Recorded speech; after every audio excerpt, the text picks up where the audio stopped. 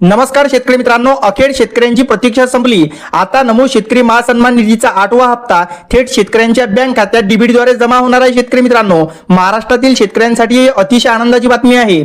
महाराष्ट्र राज्यातील बळीराजासाठी मोठा आर्थिक आधार ठरलेली नमो शेतकरी महासन्मान निधी योजनेबाबत एक महत्त्वाची अपडेट आज समोर आलेली आहे। शेतकरी मित्रांनो, सध्या राज्यातील लाखो शेतकरी या योजनेच्या 8व्या हप्त्याची प्रतीक्षा करत आहे। आता शेतकरी मित्रांनो, पीएम किसान योजनेचा हा हप्ता शेतकऱ्यांच्या खात्यावरती 19 नोव्हेंबर रोजी आधीच जमा झालेला आहे। पण आता सर्व शेतकऱ्यांना वाट लागलेली आहे की हा नमो शेतकरीचा 8वा हप्ता आम्हाला 2000 रुपयाचा केव्हा मिळणार। तर शेतकरी मित्रांनो, यासाठी काही नवीन नियम सुद्धा लागू झालेले आहेत की तुमच्याजवळ जर फार्मर आयडी असेल तेव्हाच तुम्हाला हा हप्ता मिळणार आहे। आता महत्त्वाचा मुद्दा काय आहे, तर 8वा हप्ता शेतकऱ्यांच्या बँक खात्यावर डीबीटीद्वारे जमा केव्हा होणार आहे।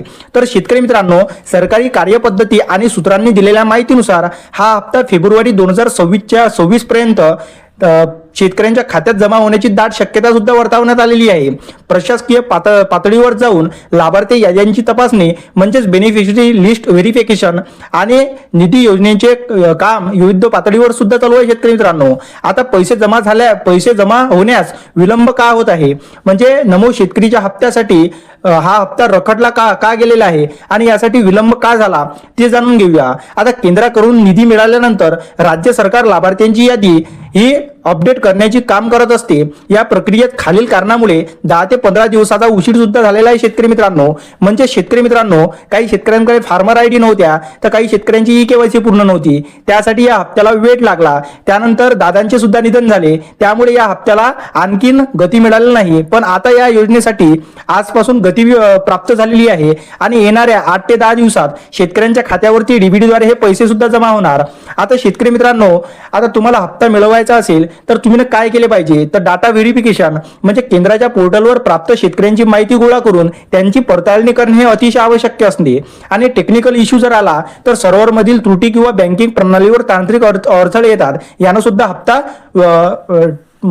थांबतो। शेतकरी मित्रांनो, त्यानंतर जिल्हास्तरीय कागदपत्रांची प्रलंबित पडताळणी सुद्धा होते, म्हणजे जिल्ह्यानुसार तुमच्या डॉक्युमेंट व्हेरिफिकेशन होतात। त्यानंतर तुम्हाला हा हप्त्यामध्ये तुम्ही पात्र आहेत की नाही हे पाहणे गरजेचे असते। आता ही प्रक्रिया पूर्णपणे पारदर्शक असून याचे डायरेक्ट बेनिफिट ट्रान्सफर म्हणजे डीबीटीद्वारे तुमच्या खात्यात पैसे जमा होतात।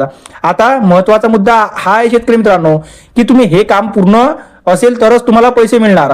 ते कोणते काम आहे, तर ई-केवायसी पूर्ण करणे आणि बँक आधार लिंकची संलग्न असणे।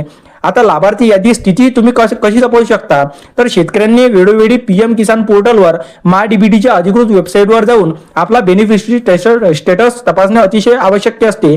तेव्हाच तुम्हाला हा नमो शेतकरीचा 8वा हप्ता मिळणार आहे।